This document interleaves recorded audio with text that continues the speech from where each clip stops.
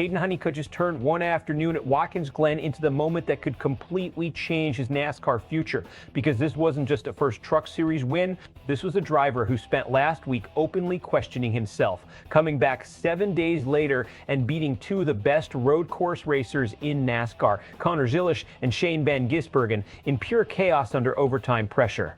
And the scary part? He did it after getting penalized and restarting from the back. That's the kind of win that changes how the garage looks at you forever. For most of Friday at Watkins Glen, it looked like this race belonged to Connor Zilisch. He had speed, he controlled the pace, he led a race-high 28 laps and looked like the cleanest truck on the track during long green flag runs. Meanwhile, Honeycutt's day nearly fell apart after a costly pit road penalty late in stage 2 forced him to restart deep in the field for the final stage. Normally, that's the kind of mistake that kills your race at Watkins Glen. Track position matters, clean air matters, and passing on a road course against elite drivers usually isn't easy. But everything changed once the caution started stacking up. Chastain jumped the restart early while leading with 8 laps left, got penalized, and suddenly the entire race flipped upside down. Then another restart violation from Gio Ruggiero opened the door even wider. That set up the overtime showdown everybody will be talking about. Zilisch chose the outside lane. Honeycutt lined up inside. And the second they launched into turn 1, the race was over. Honeycutt forced his truck underneath, got slight contact to Zilisch's rear quarter, and never looked back. Once he cleared him, he drove away like a veteran who had been winning races for years. That's what made this moment so important. Not just the victory itself, but the composure. This was not a lucky fuel mileage win. Not a rain-shortened race, not survival after a wreck fest.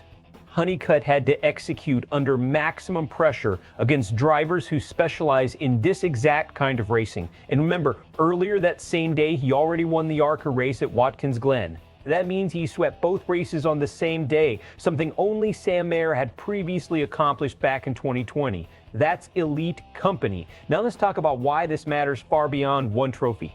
For the last couple seasons, Kaden Honeycutt has quietly built a reputation as one of NASCAR's toughest young drivers without getting the signature win to validate it. Speed was there, aggression was there, talent was obvious, but finishing the job, that kept slipping away. Even Honeycutt admitted after Texas last week that he was frustrated with himself for not closing races. That honesty matters because drivers feel that pressure internally long before fans ever notice it.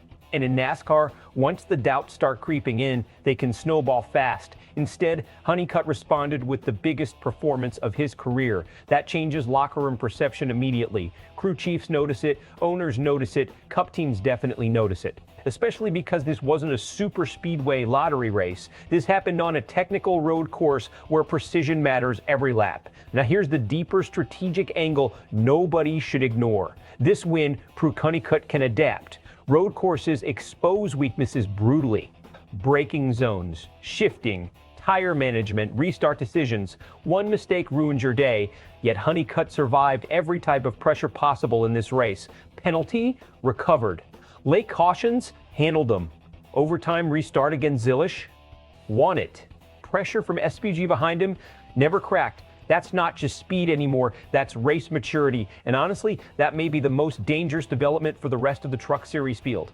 Because once young drivers learn how to close races consistently, the entire championship picture changes. Honeycutt now leaves Watkins Glen with the points lead over Chandler Smith. That's massive considering how unpredictable this season has been. Meanwhile, there are serious questions on the other side of this race too. Connor Zilisch may have thrown away his first Truck Series win with one decision. Choosing the outside lane sounded respectful and clean in theory. But at Watkins Glen, turn 1 heavily favors the inside. When things get aggressive, Zilisch admitted afterward he wishes he could redo that restart and take the bottom.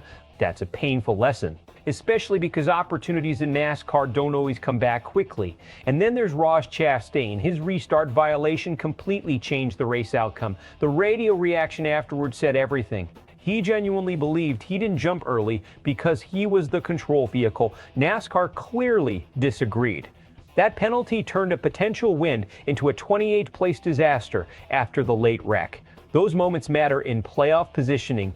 They matter in momentum. and they absolutely matter inside team meetings this week. Then you had Shane Van Gisbergen quietly reminding everybody why he's still arguably the most dangerous road racer in the sport. He carved through traffic during every restart and still finished third despite not controlling the race most of the afternoon. If there had been one more caution, he might have stolen the entire thing. Fans are going to split hard on this finish. Some people will say Honeycutt raced him clean enough and earned it. Others are going to argue Zilisch got moved out of the way in overtime.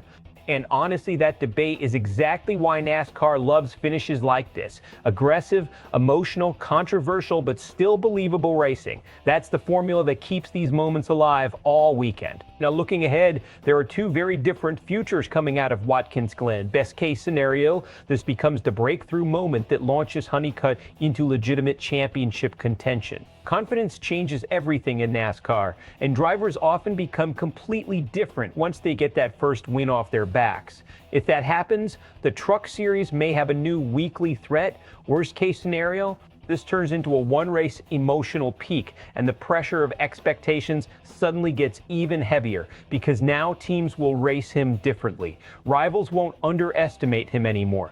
Every restart becomes more aggressive once drivers know you can actually win. That adjustment period can be brutal for young drivers. But right now, none of that matters to Honeycutt. He walked into Watkins Glen frustrated. He walked out as a Truck Series winner, an ARCA winner, and the points leader. That's a career-changing weekend. So now the question is simple. Did Kaden Honeycutt just announce himself as NASCAR's next breakout star, or was this the perfect storm at Watkins Glen? Drop your take in the comments, and if you want more high-level NASCAR coverage every week, make sure to subscribe to SportsWire USA.